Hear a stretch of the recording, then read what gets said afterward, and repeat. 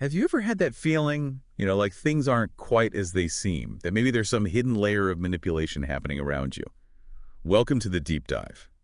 We take complex sources, sometimes really complex, and distill them for you into essential knowledge. Today we're diving into something highly specific and frankly, deeply unsettling. It's a topic tailored for you based on sources describing a multi-year, highly deceptive program. They call it a virtually untraceable takedown program. Yeah, and right away, it's really crucial to understand what this program isn't, Hmm. because it gets mistaken for other things all the time. Okay, like what? Well, it's not just, offending someone online and they send their friends after you. It's not that. Right, not typical cyberbullying or a social media pile-on. Exactly. And it's not just some vicious secret smear campaign, though it can feel like that. It's also not police harassment or criminal gangs or even something historical like COINTELPRO. Which was the FPJ program, right? Yeah. Disrupting political groups. Precisely. Now, don't get me wrong, group stalking can happen. A guy and his buddies harassing an ex-girlfriend, that's real. But this program the source describes, it's qualitatively different. It's not stalking in that sense. What makes it so different then? It's the deception that makes it incredibly hard to fight. For one thing, it often looks a lot like mental illness from the outside. I see. And partly because the harassment itself is designed to be really embarrassing, makes it very difficult for the person experiencing it to actually talk about it. That makes sense. A built-in silencing mechanism. Oh. And you mentioned this specific program. Hmm. It doesn't explain everything someone might encounter. Absolutely not. The source is very clear on this. You might have other secret things happening, weapons testing, medical experiments. Who knows, that can intersect. Especially if this program succeeds in painting someone as crazy. Exactly. Then authorities, potentially, can get away with a lot, as the source puts it. It's also so intense psychologically that the source understands, though definitely doesn't condone, how it could drive someone towards violence. Okay, so our mission today is to unpack this program. We want to look at the broad outline, the stages, the tools it uses, and, well, what seems like a surprising ultimate purpose. We need to explore how perception gets manipulated and how you, the listener, might identify these magic tricks they use. Right, and it's a highly psychological process. The source stresses that the outcomes really depend partly on the subject's own inclinations, their own mind. Okay, let's get into the steps. You said it often starts subtly. Yes. Step one, which is kind of an optional entry point, often begins with surveillance. You're being watched, maybe for years, but you have no idea. Completely unaware. Totally. Then a false flag operation kicks off. Something happens, and you're deliberately led to believe someone specific is behind it. Like creating a scapegoat. Exactly. You're presented with a credible personal threat, something designed to send you on a wild goose chase for years. And it has to be believable. What kind of thing? Oh, conflicts over money or property, maybe an online argument that suddenly feels very real world, even just a public snub that seems to escalate. And here's where it gets really insidious. Uh-huh. Your own imagination becomes your worst enemy. You start trying to connect dots, figure out how it all started. But the source insists.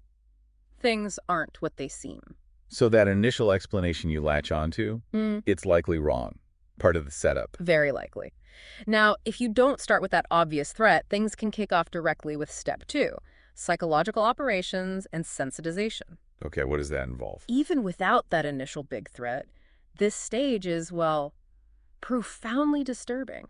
You're subtly made aware that unfavorable things are happening behind your back. Like what kind of things? Minor signs of intrusion. The example given is like finding an empty styrofoam coffee cup on your porch several mornings in a row. Seems random, right? Weird, but maybe explainable. Maybe. But then you try to catch whoever's doing it, stay up all night, see nothing, and the next day the cup is on the roof of your car. Oh, okay, that's different. That feels targeted, deliberate. Precisely. That's an example of sensitization. You're being conditioned to notice these anomalies, these signals. And made aware of surveillance, too. Yes. Someone might casually drop very personal details from your private life into conversation, things they couldn't possibly know unless they were watching or listening very recently. Chilling. Then there are nonverbal messages, subtle environmental cues you're sensitized to. Gaslighting starts objects aren't where you know you left them. Making you doubt your own memory, your sanity. Exactly. And finally, you're made aware somehow that large numbers of people seem interested in you. Vehicles following, the same faces appearing wherever you go.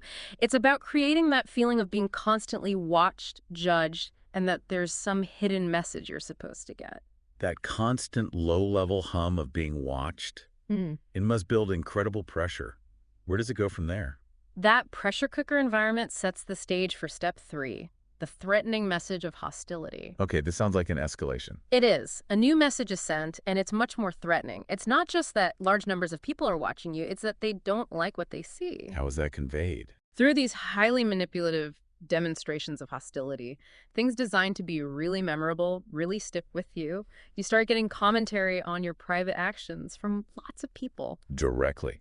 Like Uh, people yelling at you? Sometimes, maybe, but often indirectly, not necessarily face-to-face. Think well-timed car alarms going off right after you do something specific in your home, or distant explosions, things like that. Synchronicity used as a weapon. Wow. Creating this pervasive sense of judgment and menace from the environment itself. Exactly. It's isolating and ramps up the anxiety, which then builds towards step 4, the extreme harassment episode. This sounds like the peak. The source mentions hundreds of people sometimes in a single day. I mean, how is that even possible? And how does it stay hidden? That's the thing. It is possible because you've been meticulously prepared for it. You've been sensitized to all these covert signs of aggression. So you see it, but nobody else does. Pretty much. Nobody else is going to notice it, the source says. It's incredibly disturbing for the target, but invisible to outsiders. Maybe even invisible to some of the people participating in it. How could they not know? We'll get to that. But the key characteristics of this phase are no escape. People follow you everywhere. They're in your face. They might check into the hotel room right next to yours. Constant proximity. And betrayal. People you trust, friends, colleagues, maybe even family, suddenly seem to join in, giving those same subtle signals. Oh, that's brutal. It is. The aim is for you to fully internalize. There is no escape. Everyone is betraying me. Total isolation, total paranoia. And after going through that, Yeah. what's left? Step 5. Step 5 is space invasion and the breaking point. The source suggests that around a year into this intense phase, you're often broken in. You become your own worst enemy, just jumping at your own shadow. Because you're conditioned to expect hostility everywhere. Exactly. And the intrusions continue, even intensify. Subtle signs that someone's been in your home, even if you only left for a few minutes. Space invasion is the key concept here. Constant violation of personal space. Yes. And even if you change your life, completely move, change jobs, the intrusions persist. Break-ins, maybe even while you're asleep. Subtle signs from new neighbors, new friends, even family members, suggesting they're somehow in on it. This sounds like it would push anyone towards paranoia. Absolutely. And then it gets even more disturbing. Customized television programming that seems to comment directly on your life. Oh. Overt electronic harassment. Evidence that you're being watched even in a supposedly secure space, like a windowless dark room. How is that possible? Well, at this point, the source says you're almost certainly going to conclude you've been uniquely singled out for some reason. Many targets are led over the edge after 1 to 4 years of this. Believing what? Believing it's maybe a neighborhood vendetta gone wild or some misuse of government resources targeting them personally. This is often when people realize they've been brainwashed, although brainwashed people don't know they've been brainwashed. That's the catch-22. Recovery, according to the source, only begins when you start to fundamentally question your perceived reality. Wow. Okay. This whole narrative, it's terrifying. Yep. And the source describes it all as being a lot like a magic trick. That analogy seems chillingly accurate now. How so? Well, there are a couple of main ways it works like magic. First, deceptive appearances. It's pure manipulation of perception. Like stage magic. Exactly. Yeah. Think of the classic sawing a person have illusion. What you perceive happening is an objective reality. This program relies on you assuming that everything you see, everything you feel is exactly as it seems. And that assumption is wrong. It's ruinous, according to the source. Your senses have been systematically deceived. That's the first principle. Okay, and the second? Distraction and manipulation. Just like a stage magician uses flashy gestures, jokes, patter, showmanship to distract you from how the trick actually works. Right, keep your eyes off the mechanics. This program does the same thing. It keeps you intensely focused on the distraction, all the bizarre details, the weird encounters, the strange objects. The coffee cups, the car alarms, the people following. All that stuff is the distraction. Yeah. Meanwhile, the real trick, the core manipulation, is happening somewhere else entirely. So the advice is, don't focus on the what, focus on the how. Precisely. Instead of obsessing over what they seem to be telling you, that you're guilty or hated or being watched or in danger, you need to step back and focus on how you are being manipulated. Look at the bigger picture. Yes. Look at the pattern of the provocative messages being sent. Like the overall message might be your neighbor hates you or your boss is trying to fire you. These narratives, these believable stories, are being counterfeited by some hidden third party. Okay, so you need to question the source of the narrative itself. Exactly. And there are other layers of deception, too. The surveillance. You were being watched long before you were ever made aware of it. Right. That person you think you offended, the one you blame everything on. That conflict might have been real, but a third party likely exploited it specifically to pin everything on that person. They set them up as the scapegoat. So the things you saw, the evidence pointing to them. Were intended to be seen. They were planted for you to find. And all that street theater, those obvious, sometimes humiliating performances in public, Yeah. they're staged. They want you to see them as public humiliation. The messages, look at this. We're putting on a show just for you. Pay attention. But it's still part of the distraction. It is. And chillingly, the source suggests there might have been other staged episodes you didn't even recognize as theater at the time, but which subtly changed your views or helped along the brainwashing process. This is incredibly elaborate. So Mm. if it's all a magic trick, what happens when the final step is revealed? What's behind the curtain? Well, for some targets, a much simpler explanation manifests. Though apparently many misinterpret it, or they never even get to that point. And even when it's revealed, it can still look like mental illness to outsiders. But it's something else. It's something else. The final step, according to this source, involves obvious electronic harassment becoming undeniable. How so? Things like instantaneous feedback from electromagnetic sources. Stuff that just can't be explained by coincidental car alarms anymore. It's clearly technological. So electronic harassment might have been happening earlier, but subtly. Possibly, yes. Or it might have been disguised as actions taken by the people you thought were harassing you. The source even suggests there might be real bombardment with energy weapons early on. Okay. But later, you'll be getting something else, but you'll think it's the energy weapons that were used earlier. More deception. And then comes the really big reveal. Yes. You're made aware somehow that your mind is being read, which, as the source notes, is quite shocking. I can only imagine. And this knowledge isn't given to you freely. It's revealed on their schedule, and usually only after you're completely broke. Financially, emotionally, psychologically ruined. So what is the big reveal? What's the secret? The secret edge, the core of the trick, is electronic mind control technology. Technology that's usable not just on you, the target, but also on the people around you. Mind control technology, usable on bystanders. That's what the source claims. And they suggest this tech isn't brand new. It might go back to civilian research in the 1950s, making it potentially older and more advanced than some of the publicly discussed non-lethal weapons, although the timelines for both are murky. So, those people who seem to be in on it, the friends, the neighbors. Most of them, according to this, have no idea of the significance of the things they were doing.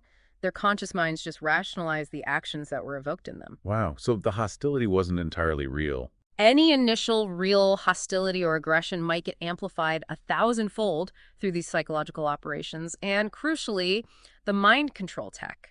A very small number of people orchestrating things can make it look like hundreds or thousands are involved. Because they can, briefly. Hop into a person's body and make him act out is the phrasing used. These unwitting participants don't know their actions. A specific phrase, a gesture, being in a certain place are significant to you. So from your perspective, you see all this unprovoked, erratic, hostile behavior coming from everywhere. Changes everything. It reframes the entire experience. But the source also mentioned that not everything fits this framework, right? There can be real-world violence or other factors. Exactly. It's important. This isn't a one-size-fits-all explanation. There can be genuine physical assaults, even gunplay, especially early on, perhaps driven by more typical motives like money disputes. The source admits it's hard to know where the real thing ends and the purely psychological factors begin. And other types of electronic harassment, too. Not just mind control. Yes, depending on the resources available to whoever is running the operation against a particular target, the source gives examples like infrared spotlights being used to heat homes, perhaps near military bases, or microwave emitters causing electrical shorts and fires, citing a specific case, Robert Tanzay in Texas. But there are caveats about these claims, too. Big caveats. If someone alleges energy weapon torture, but there are absolutely no physical traces, you have to question if it's happening the way they perceive it. Even if there are effects, basic physics applies. Meaning high-frequency radiation, even up to X-rays, is actually easily blocked by simple materials. The source uses plywood as an example, referencing how even military systems like the 95 gigahertz active denial system can be blocked by a board. Okay. And if it's microwave radiation causing pain, like a microwave burn, well, you should theoretically be able to deflect it with something simple like aluminum foil, and you'd expect to see sparks, just like putting foil in a microwave oven. Low-frequency radio signals are generally dismissed as a credible explanation for these kinds of direct harm effects. Right. Important reality checks there. Okay, so connecting this back, the source identifies 4 basic kinds of tools used in this specific takedown program. What's the first one? Tool number 1 is the mind control, mind reading infrastructure itself. The technology we just discussed. Yes, but framed as an infrastructure. There's no reliable public info on how it works, apparently just layers of disinformation. It seems usable on many people, though maybe not absolutely everyone. Targets might be subtly herded into areas where the tech is more effective, heavily controlled areas. And its purpose in the program. It's used to make the people around the target act out, give those confusing signs they're in on it, and even just herd crowds into the target's vicinity to create that constant illusion of being watched and followed. The source says the mere existence of such an infrastructure should be creepy enough. It suggests you've stumbled onto something much bigger than just your personal problem. Definitely creepy. Okay, tool number 2. A reasonably small number of actual human operatives, boots on the ground. Why are they needed if there's mind control? For the things that can't easily be explained by mind control or faked. Physical actions, like actual break-ins when the target is definitely away from home. Planting things, maybe overt surveillance in some cases. And these aren't the main players? Generally not. They have other things to do, the source says. They're typically temporary, brought in for specific tasks. Their main purpose might just be to firmly plant the idea in the target's mind that people are physically messing with their property. That helps sell the later, more subtle tricks. Which brings us to tool 3, a collection of standardized tricks. Yes. And what's fascinating here is, well, like any good magic trick, it involves distraction. You have to look beyond the obvious distraction. Mind control just adds a whole new, powerful dimension to these tricks. Can you give some examples from the source? Sure. One is attributing intrusion. You find objects moved in your house, clear evidence someone was there. But what if you were actually mind controlled to move them yourself, maybe while asleep, and then made to forget? Whoa. Okay, that's disturbing. Using you against yourself. Exactly. Another one is called causality inversion. You do something, maybe make a specific phone call or post something online, and immediately there seems to be a huge reaction. Maybe something on TV seems to directly reference it. Makes you feel like vast resources are focused just on you. Right. Makes you feel important or incredibly targeted. But in reality, a handler, someone monitoring you with the mind-reading tech, knew what you were about to do, or maybe even subtly prompted you to do it, and then orchestrated the apparent reaction beforehand, perhaps using mind control on media figures or just clever timing. They invert cause and effect. So they make you act first to fit their pre-planned event. Precisely. One more example. Faked energy weapon burns. You might develop what looks like a burn, maybe even seeming to penetrate walls like a laser. Could it be a real energy weapon? Maybe. But it could also be a burn inflicted painlessly much earlier, maybe chemically or thermally, with mind control used later to create the intense sensation of pain right when they want you to notice it. Or, another theory mentioned, maybe microscopic metal granules were somehow injected under your skin earlier. Then, a low-power microwave beam, which can pass through walls, hits those granules, superheats them instantly, causing a localized burn from the inside out. These tricks are incredibly sophisticated and layered.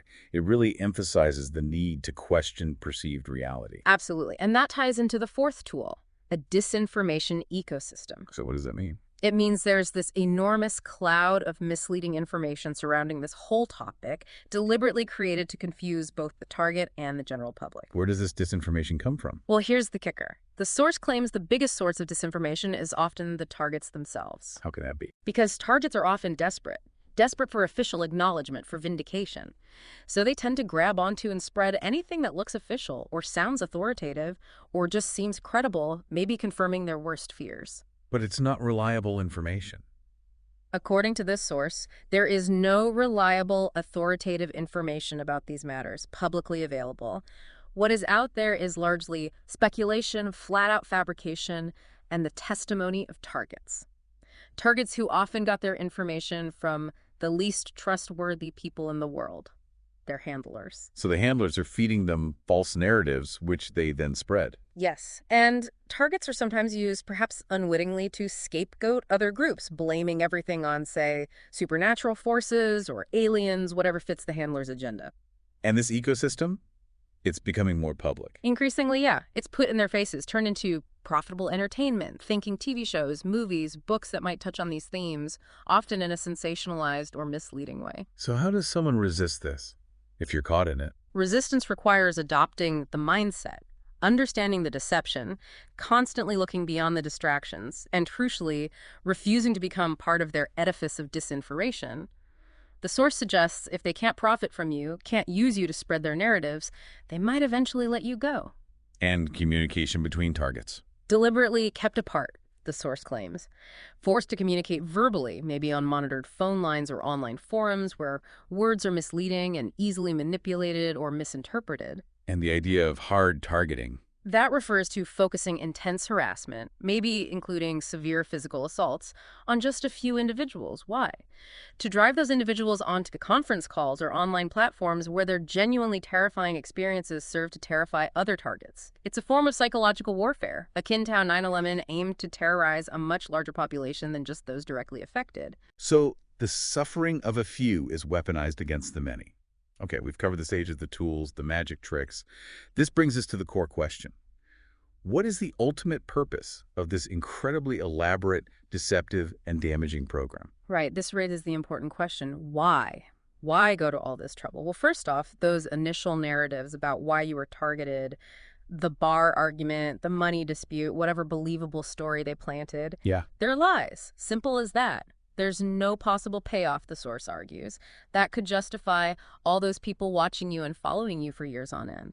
Those stories are just part of the setup, part of the discreditation process. So trying to figure out why me is another trap. It often leads to answers that sound like mental illness, delusions of grandeur, because the real reasons, if this source is correct, are much bigger.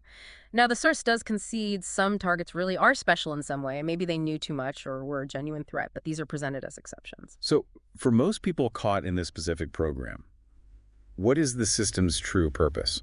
The source uses the classic formulation. The purpose of a system is what the system does. And what this system does is work relentlessly to demonize targets of mind control abuse. Demonize them how? By making them look crazy. By associating any discussion of mind control with paranoia and delusion. The source gives a specific, though potentially controversial, example. Rachel Maddow putting on a tinfoil hat on a major network to portray an opponent as mentally ill. Whether you agree with the politics or not, the source uses it to illustrate the tactic of using crazy imagery to shut down discussion. So the modern version of follow the money might be. Follow the ridicule. Where is the public ridicule being directed? That might show you what they're trying to hide or discredit. And the program actively engineers this ridicule. Yes, it uses distraction and disinformation. It's like building straw men with one hand and demolishing them with the other, all to distract people from the real issues, the real capabilities being hinted at. Which are? Electronic mind control. The overall purpose, for this specific program at least, is to make anyone trying to expose operations pertaining to mind control in the U.S. look ridiculous. So they want the targets going public with wild stories. They absolutely want targets on those conference calls, sharing their fragmented, confusing, often terrifying experiences. They want them rushing to the public with misleading or outlandish explanations for what's happening to them. Because the creation and dissemination of that confusing, easily dismissed testimony, that is the real purpose of the program. It inoculates the public against believing any real disclosure might bring. That's a profoundly cynical and manipulative goal. It is. And again, final clarification. This is presented as one specific program. It's not a grand unified theory of targeting. Many people experiencing harassment might be subject to other things entirely. Some are genuinely being targeted for nefarious reasons unrelated to this specific make them look crazy objective. But for those who have experienced the pattern described here, they now potentially understand the truth about what can be done with electronic mind control and critically where they get their power from. Which is where? Their power comes from their ability to grab and hold your attention, to make you focus on the distractions they create. So, the final thought from the source is, if you're struggling with things like neighborhood harassment or friends and family who seem inexplicably complicit, just keep in mind, things aren't necessarily as they seem. We have certainly taken a deep dive today into an incredibly complex, layered, and deeply unsettling topic, Yeah. exploring these stages, the deceptive tools, and that surprising, almost paradoxical purpose of this untraceable takedown program. Yeah, understanding that deception really is the name of the game here, and realizing just how profoundly perception can be manipulated, it fundamentally changes how you might look at events that seem completely inexplicable otherwise. It really does.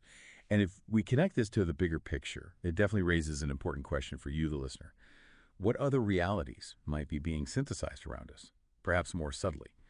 And how can you cultivate the kind of critical mindset needed to truly see through them?